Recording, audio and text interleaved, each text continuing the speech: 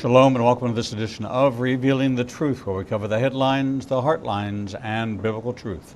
I'm your host, Messianic Rabbi Eric Walker.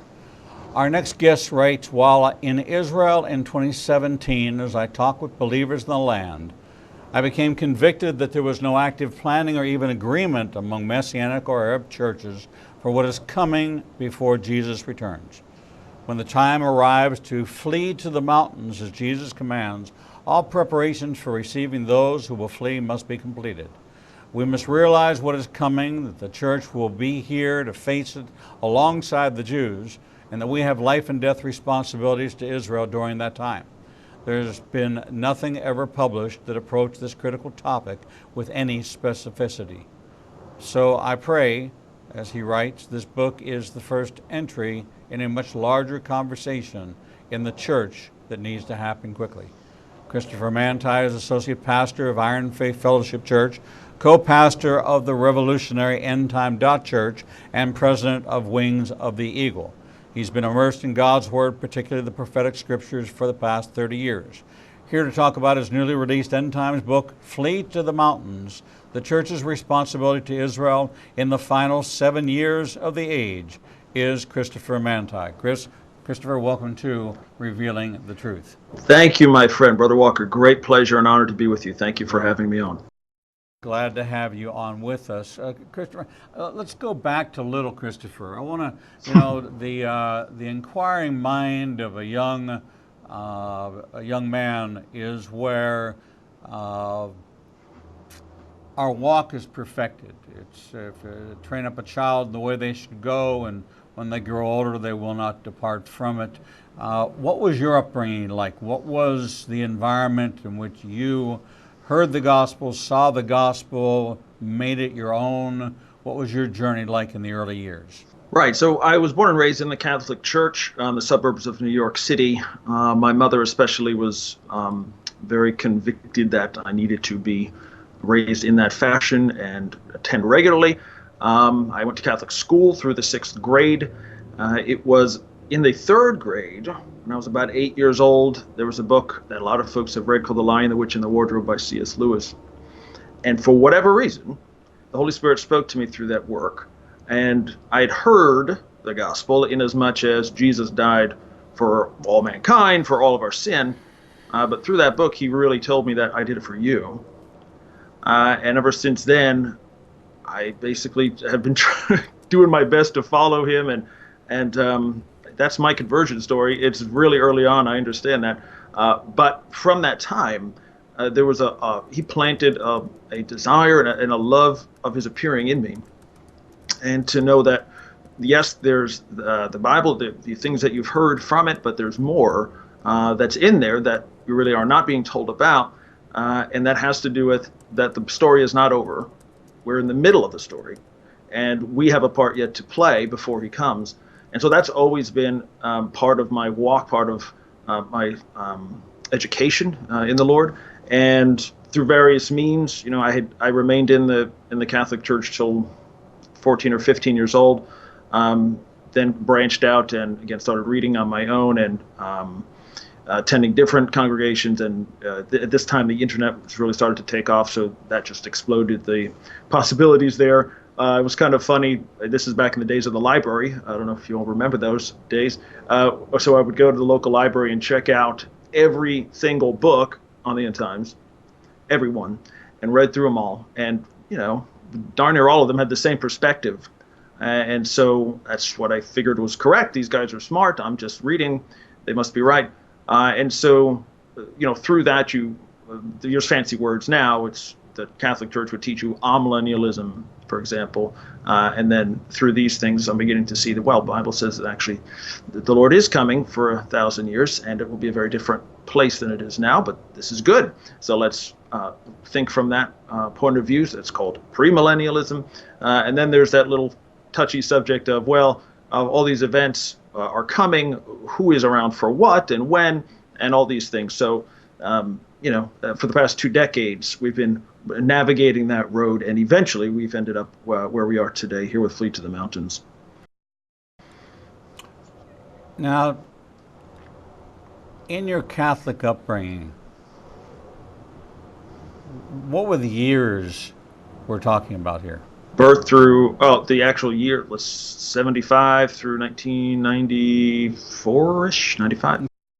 Okay, so 2 years prior, the Catholic Church announced that they no longer blamed the Jews for killing Jesus. However, the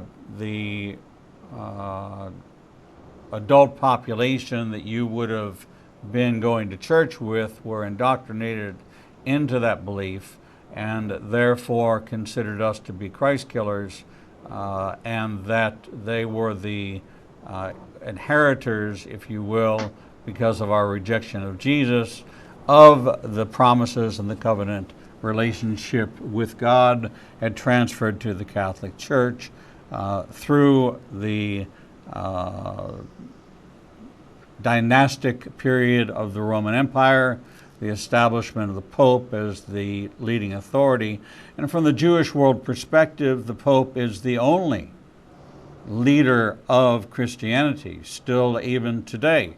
He's still viewed as the spokesperson for all of Christianity, which is really quite sad that the Reformation is irrelevant to the Jewish world. In fact, one of the 5 great reformers turned out to be an anti-Semite and was quoted by Adolf Hitler. So there's a great deal of animus, if you will, between the church and the mandate of the church, which is in Romans 11, where Paul writes to Rome and says, listen, don't boast about your salvation. You are given the gift of salvation to provoke Israel to envy. And I've been around the Jewish world for a long time, and we have yet been anything more than provoked. The envy part has yet to come, but that is what we are called in Romans 1:16, from not ashamed of the gospel, for it's the power of God for salvation to all who believe, to the Jew first.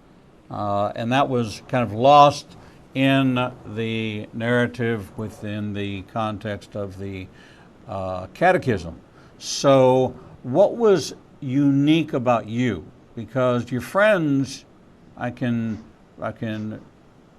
almost guarantee that if you were going to catechism class and to any participation in any Catholic activities, that your friends were not thinking about any kind of eschatology other than that Jerusalem would be housing, or really Jerusalem might be replaced by Rome.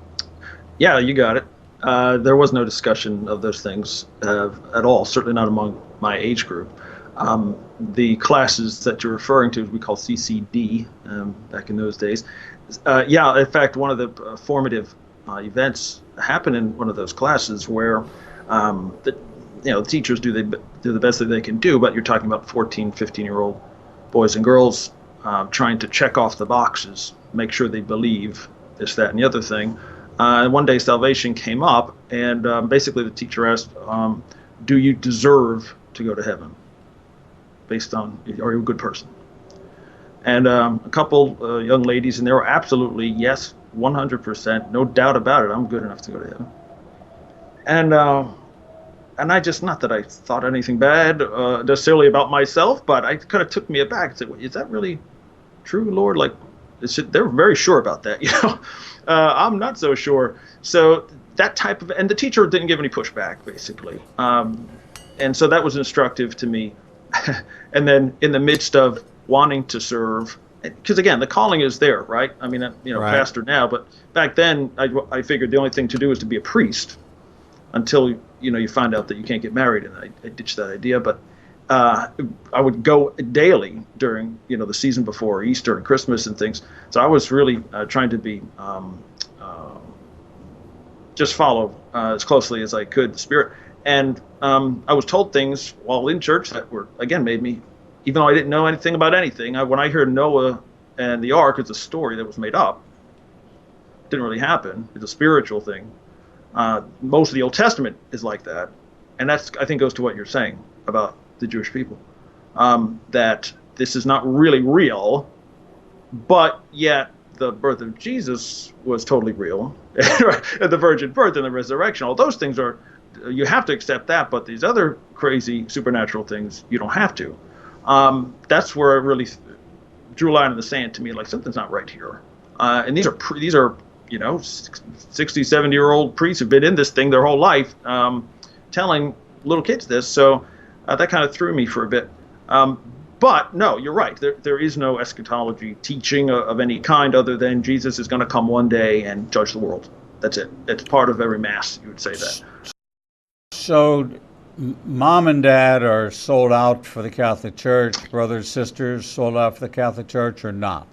Definitely not dad. At this point, he was an atheist. But mom still was just trying to do her best. She had been in convent to be a nun before we were born. So she always was raised with that respect and all that. So she was pretty serious, but again, not to the point where, we weren't burning candles. We didn't have statues at home. We didn't do any of this kind of fringy kind of stuff. To me, would be fringy. We never went there, but to be in the church, to be in some kind of service to God was very important to her, and I thank her for that because it did lay the foundation for knowing that serving the Lord is the preeminent thing you can do in your life. And so I do thank her in the book actually for that. As we went on, I left, as a teenager, and she kind of went with me, to be honest with you. When you show her things in the scripture and you show her different ways of doing church or, expressing your Christianity and things, and to the point now where, she's in church with me, and it's a very different situation. So, and she's thankful, to be shown that wasn't the one and only. The introduction of the Bible into this narrative is something that's new, because the Bible wasn't necessarily the document, if you will, which was the foundation of Catholicism. It was very much the same way it was in the rabbinical world, which is that there you had the 5 books, which were the foundation. Then you had the Talmudic writings, and you kind of went with the extra biblical, and you became more engaged in the extra biblical writings than the actual biblical narrative, because it was considered to be contemporary in its time, but it was not a forward-moving narrative that had application for today. There were lessons to be gleaned from it that could be applied, but it required an interpreter, a translator, and someone to apply it for you. So this was the same experience that you would have had in the Catholic Church, where there's an arbiter, someone who is going to clean it up and make it relative to you and relevant to you.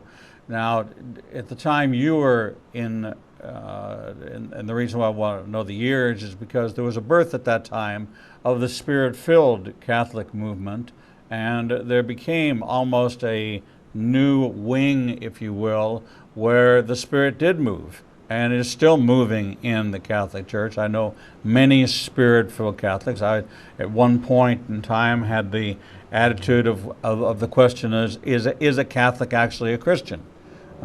Because of the amount of idolatry and the amount of disassociation with the scriptural narrative in the praying to saints or the praying to Mary, or to the establishment or the deification of that which is not deity, is antithetical to the scripture. Therefore, the question becomes, is that a person who is truly a believer? But I've come to find, and I have many friends now, including Catholic priests, who are Spirit-filled believers, and we can engage in Spirit-filled narratives quoting the scriptures that probably 40 years ago were not in play within the Catholic Church.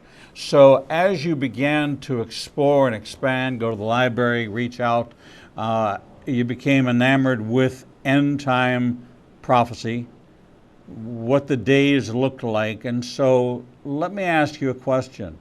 Why would we allow it to be called end times, because there is no event which ends time. That's correct. There is no period which is the end of time, nor is there an extinction of the world. So there's not a zombie apocalypse. Armageddon, actually, the word itself, or is really means to be revealed. It doesn't really mean. We look at Har Megiddo, and Tel Megiddo, the mountain of Megiddo, but when we take a look at this, it's a word of revelation, something to be revealed, not to be ended. So we kind of go down this path of talking about the end times. It's kind of the end of time as we know it, but not the end of time. And that's been a stumbling block for a lot of people. To embrace this. So you go to Israel. This is your first trip to Israel? Yes. In 2017? Yep. All right. Did you go with a group? Yes, sir. Okay. And the group was led by? Joel Richardson was there, Samuel Whitefield, and other local folks. Okay. Joel's a good friend, so I know you got good, solid, very solid teaching. Did you have a certain amount of confusion? Because you heard things which were maybe different than what you had been led to believe.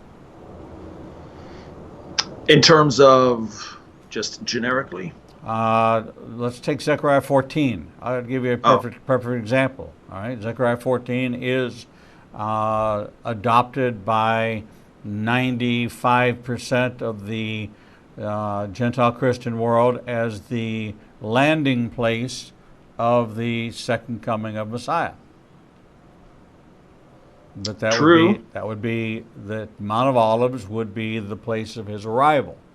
Got you. So there you're standing on the Mount of Olives, and I know Joel, and he's telling you, he's quoting you from Zechariah 14, and he shall plant his feet on the mountain shall be split in two from east to west, and it goes on, and so everybody says, oh, well, this is the place where Jesus returns.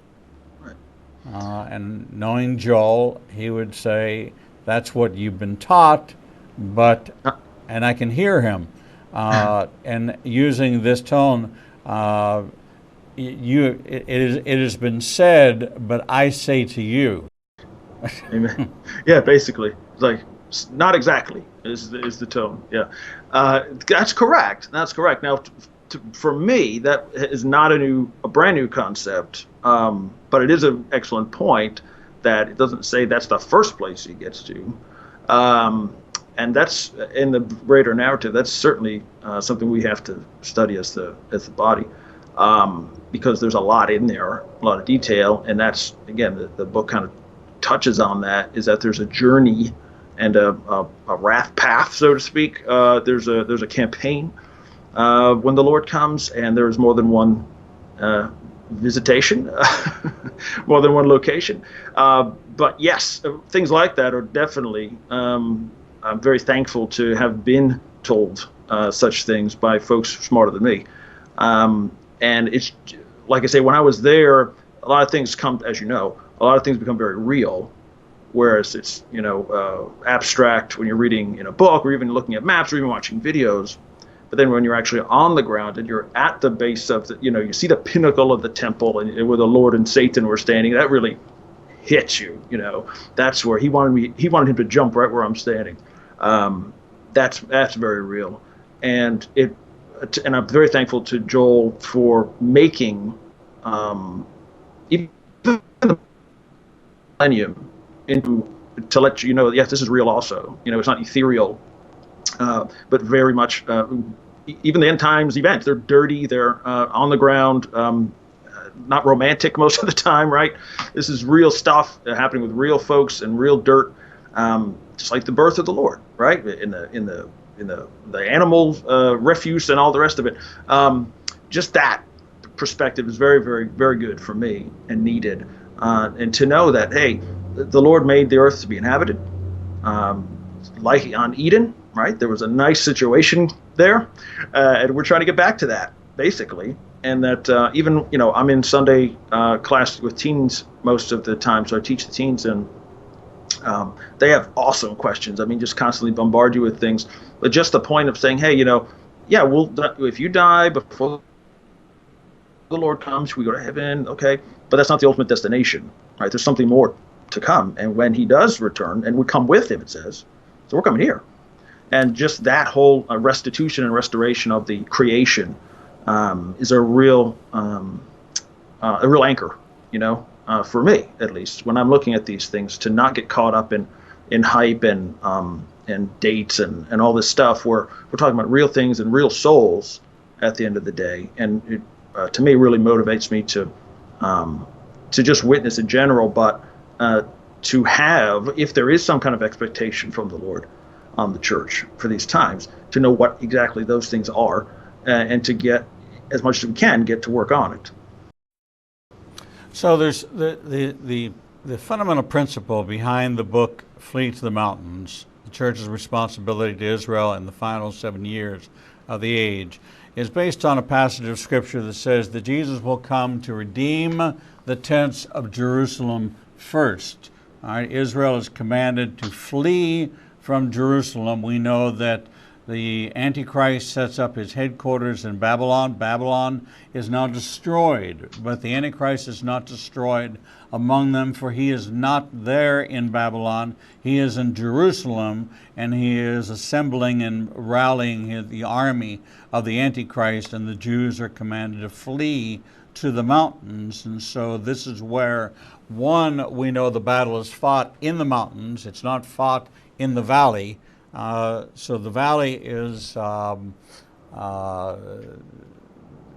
of an interesting concept. The equation would be that London was the place where the United States Air Force, the United States Army assembled and gathered together, assembled their equipment, assembled their troops, gathered the armies together before launching Normandy and before launching out to, and so that's what the valley becomes, because it says the battle will be fought in the hills. It doesn't say the battle will be fought in the valley. So we take a look around Jerusalem and then around the area of Tel Megiddo, and we look in the Jezreel Valley, we see the mountains surrounding it, and we kind of take on this perspective, okay, this makes much more sense than an out and out, because the number of the Jewish population is minuscule.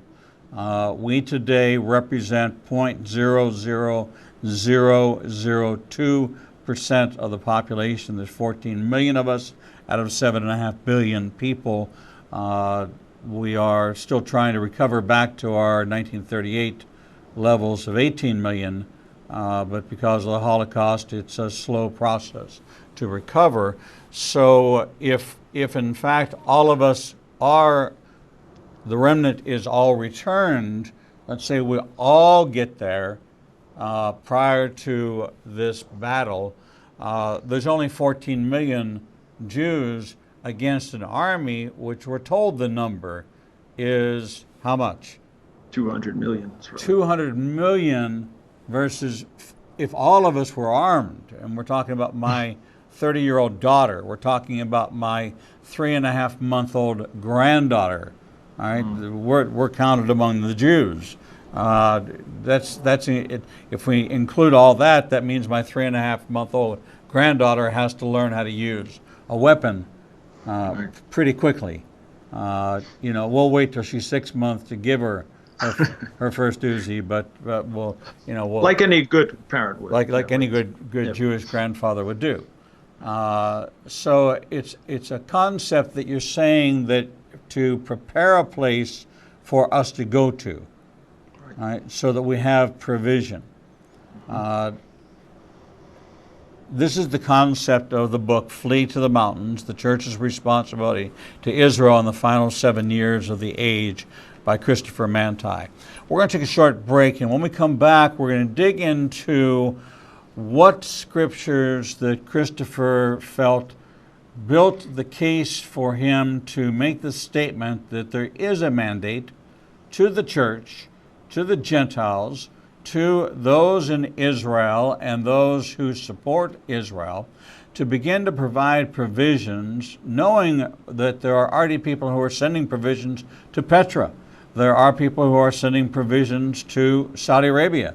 There are people who are sending provisions to outlying areas. However, I'm not familiar with anybody other than those working in Jericho who are doing anything in regards to a direct correlation to the fleeing to the mountains and to be a source of provision. So we're going to hear those scriptures from Christopher Mantei when we return from this short break. We'll be right back. The Lord meets you right where you are, and so does Igniting a Nation's new live streaming outlets. You can now watch Revealing the Truth, Revealing the Bible, and Prophecy Revealed simulcast live each Monday through Friday from 10 a.m. to 1 o'clock p.m. Central Standard Time on YouTube Live, Facebook Live, Vimeo, Periscope, and through our website, www.ignitinganation.com. No matter what device you are using, our program will automatically scale so you won't have to miss a single program. And if you happen to miss an episode, you can always subscribe to the Igniting a Nation YouTube channel and access over 1,000 interviews and never miss your favorite authors, special guests, and topics that interest you the most. There are lots of ways to see Israel, but nothing compares to seeing the land of the book and the people of the book through the eyes of two Jewish believers who can take you on a journey that will bring the entire Bible to life. When you join Rabbi Eric Walker and his #1 rated tour guide, Edo Canaan in Israel, you'll experience incredible teachings, first-class accommodations, and actually walk where Jesus walked. You will experience the Bible transforming from black and white into living color, and you will never see the Bible in the same way again. For more information, visit us at www.ignitinganation.com/events. The Lord contends with what contends with you, and Igniting a Nation is committed to bringing to light each and every issue that faces a believer's life. Our live stream programming and teachings take you on a journey to finding biblical truth from a wide variety of experts who share their insights into a deeper walk with the Lord. We have assembled the most comprehensive panel of experts in the fields of prophecy, caregiving, healing from trauma, shame, and abuse, and so much more. We continue to expand our teachings and programming to meet your needs. We're committed to healing the nations with biblical truth. Visit www.ignitinganation.com to develop a deeper walk with the Lord and start your journey to a transformed life. The Bible commands us to study to show ourselves approved, but most study using Bible study tools and not actually studying the Bible chapter and verse. Igniting a Nation is pleased to present Revealing the Bible, recorded and taught each week before a live audience. We take you deeper into the actual Bible and verse in both Hebrew and English and connect the dots between the Old and New Testament. You can attend our 2 classes in Tuscaloosa and Birmingham, or watch the program every Wednesday at 11 a.m. Central Time on ignitinganation.com and all our other simulcast outlets. For more information, visit www.ignitinganation.com/events. And welcome back to this edition of Revealing the Truth, where we cover the headlines, the heartlines, and biblical truth. I'm your host, Messianic Rabbi Eric Walker, and we're talking with Christopher Mantei, author of the newly released book, Flee to the Mountains, the Church's Responsibility to Israel in the Final 7 Years of the Age. Christopher, welcome back to Revealing the Truth. Thank you, Brother Walker. Great pleasure. So we're talking about the 7 years. We're talking about the 70th week of Daniel, the period known as the tribulation period, 3.5 years of peace and prosperity, and the 3.5 years in which the Antichrist makes himself known and reveals himself and defiles the third temple, which would be the tribulation temple that everybody is so eager to build, to usher him in, forgetting the prophecy of Genesis 3:15, forgetting the abomination of desolation, forgetting the son of perdition, the revelation of all that. The Jewish community is going head first right into an empty swimming pool, which will ultimately break their necks and cause a great paralyzing of what they think is ushering in the Messiah, but is actually ushering in the Antichrist. So as we look at this period, your premise from the book is that there is an implied mandate within Scripture that is addressed to the Gentile church to as almost in tandem with their inheritance, which is the land, Genesis 15, which defines what the inheritance is. The Commonwealth of Israel is the land and the expanded borders, including Syria, Lebanon, most of Iraq, all of Jordan, northern Saudi Arabia, northern Egypt, including Gaza, is what the inheritance is. That in order to defend the co-heirs who are less equipped, who are less able to defend themselves, it is incumbent upon the believers, the Christian Gentile believers, to prepare a place in the hills outside of Jerusalem to house and kind of step into a new Corrie ten Boom, new Oscar Schindler, new Rahab kind of environment where there's a hiding place provided to avoid the persecution that is to come. Is that a correct summation? That's pretty good.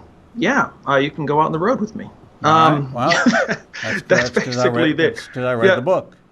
Yeah, that's right. Thank God. The key most of the time to gathering this information is just sit down and read the book. Thank you. May all be like you. So I do want to, because it is kind of different, right? It is kind of a new idea to a lot of folks, whether you're Gentile or Jew, that this may be, there's some expectation on us as believers. You're talking about Romans 11. That's where the heart for me is that it's a heartbreaking situation to our Father. It's unfortunate that this is going to be required, that Jacob's trouble is needed to bring them home, to bring them to faith, to break them, as it says, to everything. When they say never again, I get it. We all get it. But the scriptures say it will happen again. And what do we do then as the church, as Gentiles, as those who don't have a horse in the race, so to speak, or we don't think we do? How are we going to deal with that? And even today, a little bit with the Kurds and the situation with Turkey, I see a shadow of this. In that, how are a disengaged church overseas, for example, how are we reacting to this? Are we going to allow it? Are we going to just say, well, that's too bad, but we have to come, worry about ourselves? Or are we going to be selfless and go where the Spirit of the Lord is?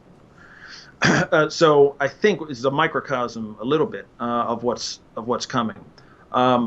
So right from the get-go, Scripture to me is pretty clear that obviously Jesus lays it out pretty finely. When you see these things, get out and go quickly. And the second half of the book basically is talking about things that we've gotten wrong to this point. On that, for instance, let's fly to America. Not going to happen. There's no time. Because like you say, up until this point, they've made a deal, and half of it, for 3.5 years, it's worked out fine. There's no reason to go anywhere or worry. They've got us, no problem. We're protected. They promise not to attack us. It's no big deal. But they break the promise, right? So when that invasion is imminent, right, like Luke 21, when you see the armies outside Jerusalem, then you know desolation is nigh. So when that happens, they have to know to go. Here's the thing, are any Jewish folks, most of whom are agnostic, basically, right? They're not reading most of the Old Testament. They're sure not reading the Gospels. How are they going to know to leave? And where are they going to go? Who's going to tell them? How will they know without a preacher? It's the same concept. Will the Lord just appear in a dream and all of a sudden they know who it is? And they, even though they've never known him before, how will they know his voice? Things, very theologically challenging things. If we're not the ones to tell them to go, who is? What people are left. So if we take the Lord at his word on this and say, okay, you have to go here, and it says flee to the mountains. We know it says flee Judea. So Judea being a larger area than just the city of Jerusalem, to leave that whole, basically half of the country. And if I put a map in the center of the book that in the Roman province of Judea, that goes all the way to the Mediterranean. So that's Tel Aviv, and that's all of that stuff. So if you're leaving that whole area, you can't flee to Israel, right? You've got to leave. So you got to cross the border. And now we're talking about things that should trigger us in remembrance in terms of the Exodus, in terms of even John the Baptist, in the areas where Elijah where he went, when Paul, after his conversion, it says, I went to Arabia. I didn't go to Jerusalem right away, right? I went from Damascus down. And so that area keeps coming up. And then we have, to me, a solid evidence in Daniel 11, where it's talking about the Antichrist, it's talking about the invasion. It says these places will escape from his hand, Moab, Edom, and the greater people of Ammon. So I'm looking at a map and I say, well, okay, there's some mountains in there for sure. And it's outside of the borders of Israel. It's outside of Judea. It's close enough where you can flee on foot if you have to and get there, provided there's some type of assistance or facilitation. And then you add on, so that's really enough for me, but then you have the extra, what's becoming clear in Saudi Arabia, what's happening there with Neom and Mount Sinai, and God bless Joel and whoever else is working on these things and bring it to light, that if Sinai is actually in what they're calling Neom now, this section of northeast Arabia, this is the destination if you would go into the mountains, if you're traveling, and like Paul and like Elijah, if you're at the end of yourself, if you've reached the end of your knowledge of God, you just got to say, God, what are you doing here? I don't get it. Let's go to Sinai, basically.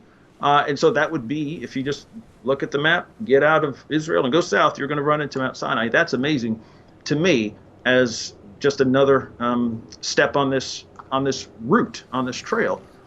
And then ultimately, we have some real clues in the prophets, especially about the return of the Lord himself and how he is going to make a journey in the opposite direction, that he's going to gather his people on the way to the city and to the temple. Okay, so let's talk about that for a minute. Sure. Jesus says in Matthew 23:37 through 39, he says, "O Jerusalem, Jerusalem, you who stoned the prophets and rejected the one sent to you, like a mother hen longs to gather her chicks, how I long to gather you. But you are not willing. Look, your house is left desolate. Jerusalem, you will not see me again until you cry out, Baruch haba b'shem Adonai. Blessed is he who comes in the name of the Lord." Now he's talking to a very specific group of people here. And it's very important that people understand that you're looking in Matthew 21, you see people already said in the triumphal entry, Baruch haba b'shem Adonai. The people on the street of Israel who received him and welcomed him as saying, Hosanna, save us, O Lord, Son of David. Okay. Baruch haba b'shem Adonai, blessed is he who comes in the name of the Lord. So when he says, as he's exiting now, he's arriving on the 10th of Nisan, he exits on the 11th of Nisan, very important dates on the Hebrew calendar because of the Exodus, because of the timeline of the sacrifice of the Lamb. He turns around and he says these words to Jerusalem, but he's not talking to the people on the streets of Jerusalem who welcomed him. He's talking to a very specific group, and that specific group is the Sanhedrin. And the Sanhedrin had rejected him a year and a half prior. And actually, he spoke these words to them when they accused him of casting out a demon in the name of Beelzebub. And he said, "This wicked generation will not see the kingdom of heaven, for you have blasphemed the Holy Spirit." So judging, you can only apply a law that's in force at the time. What law was in force at the time? It was the Mosaic law. What command did they break? It was actually the third commandment, and it actually reads and translated from the Hebrew, "Thou shalt not take the Lord's name in vain, or you shall not be found guiltless." So it came with a punishment that you couldn't enter the kingdom. You can't be guilty and enter heaven. So when Jesus comes back, the ones crying for his return must be the same ones who rejected him. Okay?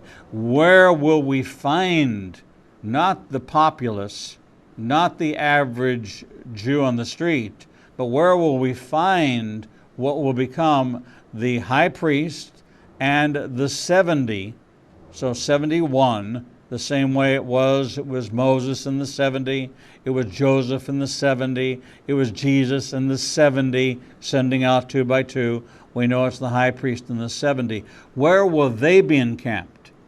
That he will come to bring them salvation. Where will they be encamped to cry out, Baruch haba b'shem Adonai, for him to return?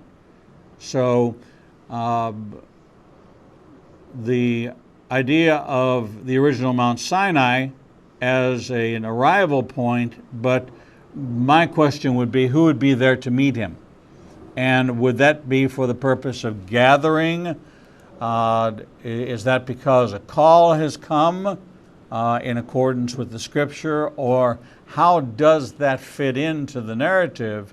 Because the part of Mount Sinai that they're talking about that would be what Joel proposes to be Mount Sinai is not a secure location. There is a secure location that actually is referred to as the Sheep's Gate, Basra. Basra being thought to be a city in Iraq, but Basra in this case being translated as Sheep Gate, which there is a place which has a narrow entryway into it, which is a secure facility, which would be Petra. So does in your narrative, in order to come back, he has to be called back? Okay, yes. So that's checkpoint number one. In order for Jesus to come back, he must be called back. Okay, so he must be summoned by a particular set of words. Okay, Baruch haba b'shem Adonai, and there has to be a certain people that calls for him. It can't be the Gentiles. It can't be the Arabs. It can't be the Muslims. It has to be the Jews. So when we look at this narrative, how do we place them in a place where they're secure? And how do we correlate that to Isaiah 64, where we see one whose garments are stained with blood, and he gives an explanation as to why?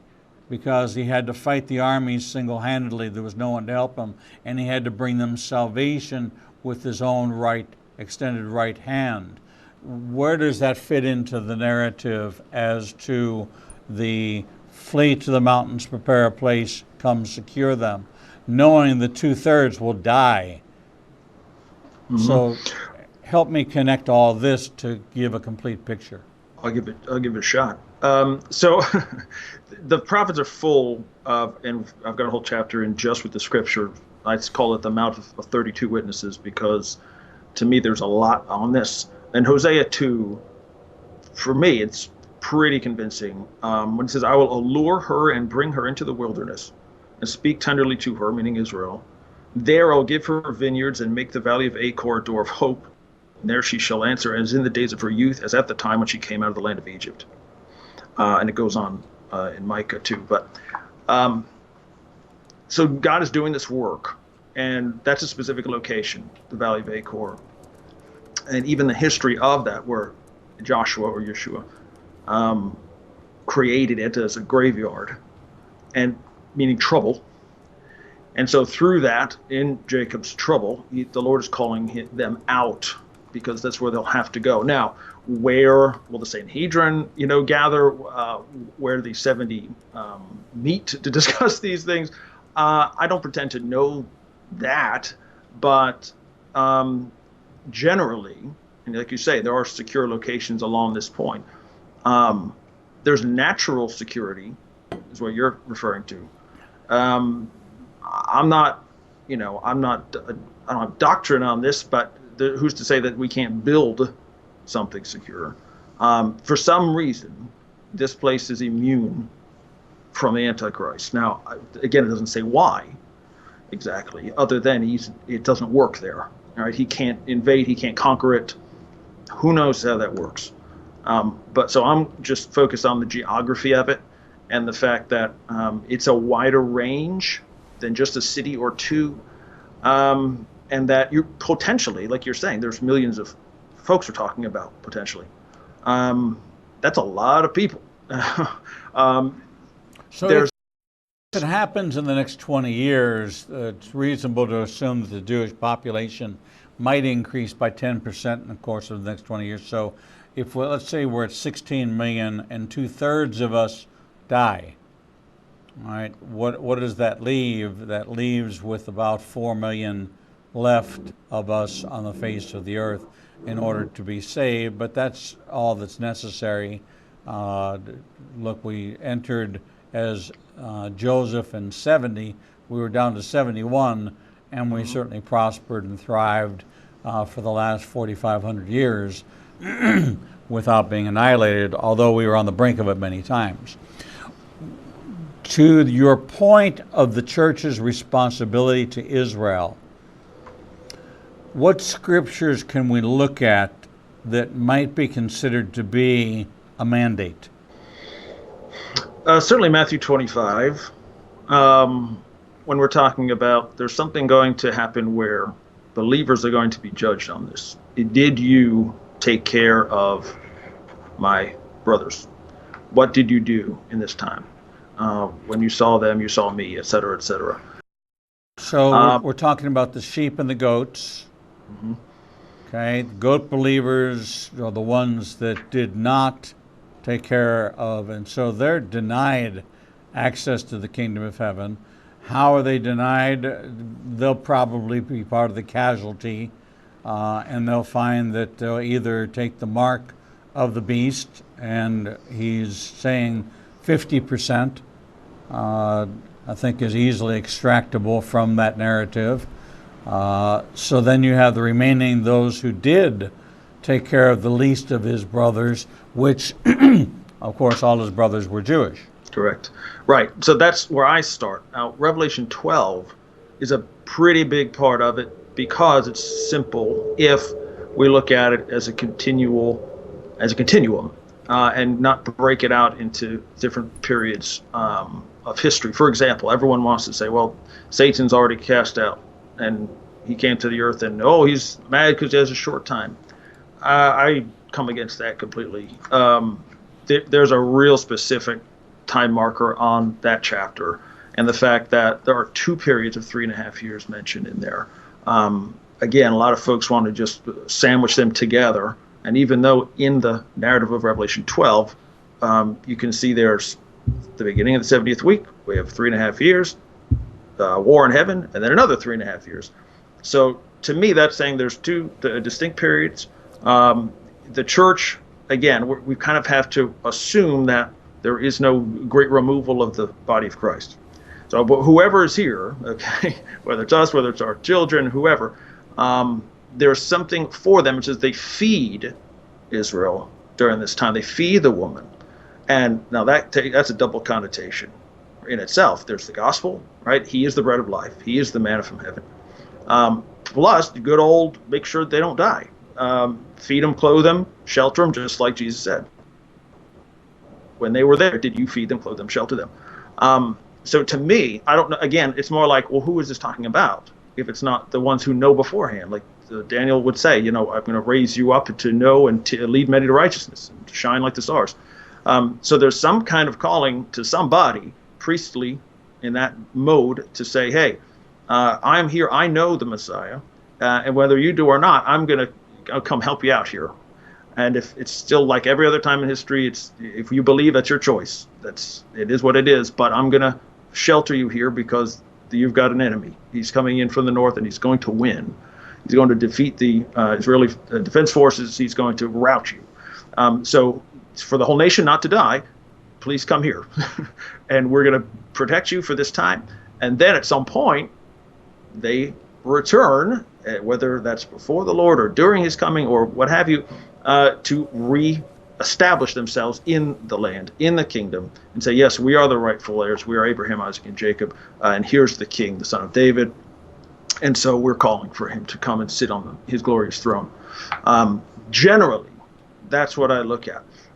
Again, we can look again in the prophets. There's in Ezekiel, in Isaiah. There's lots of specific things that only can apply to the Gentile church. Even back to Deuteronomy, I'll provoke you by a foolish nation, right? A foolish nation is the one who's going to come get you. That's me. I raise my hand as a foolish Gentile. That's fine. So there's some connection and there's some relationship. There's something there that we are called to do, and there's no other people on the earth who will do it or know to do it. And that's kind of the thing about the New Testament, right? We have revelation from heaven. Right? We're told that the part of the ministry of the Holy Spirit is to tell you things to come, right? So it's important to the Lord to be on top of this. And why would he tell us something that we don't need to know? Why would he tell us something, give us details on things that don't matter or that someone else is going to take care of? This is it. Right? Better or for worse, think of Gideon or Moses or whomever. Say, really, Lord? Is it? You're talking to me? Or Isaiah? Really? This is it? This is it. So if you believe, all things are possible. So depend on the Lord, and he'll do this thing. Well, I find it a very interesting premise. Looking at the timing of it, we know that the description given by Ezekiel of the millennial just the Temple Mount itself requires a renovation of the earth. So we know that Zechariah 14 would have to happen in order for there to be a renovation of the earth. That bodes the question as to the timing of when do we meet Jesus in the clouds, and to me there's only one explanation, that is when he renovates the earth is when we are taken, because otherwise this earthquake that causes this tsunami throughout the world would wipe out all humanity. So if in fact there is only one safe place, and that is to be by his side as the renovation of the earth, as the Temple Mount is being prepared through this extraordinary tectonic movement, this earthquake which divides the mountain, Jesus would have had to come back, saved Israel, made his victory ascent up the Mount of Olives, to then plant his feet to cause the renovation of the earth, which is in a flash. This is the largest mountain in all of history, with a 50 square mile plateau for the building of the millennial reign, for the millennial temple to be built upon. If there's no humans left on the face of the earth, then who's going to build it? So right. When we take a look at the logic and the reasoning that says, when do we meet him in the clouds? Right? My opinion is based on that, and it's only logical and reasonable. But unfortunately, we've run out of time. We've been talking with Christopher Mantei, new book, Flee to the Mountains: The Church's Responsibility to Israel in the Final 7 Years of the Age. A new proposition that the church's mandate is to prepare a place for the remnant of Israel, so that when the Antichrist comes, that there is a safe place like a Corrie ten Boom provided. Christopher Mantei, God bless you, and may the Lord bless all the works of your hand. Thank you for being with us here on Revealing the Truth. We're going to take a short break, and when we come back, we'll bring you the next edition of Revealing the Truth.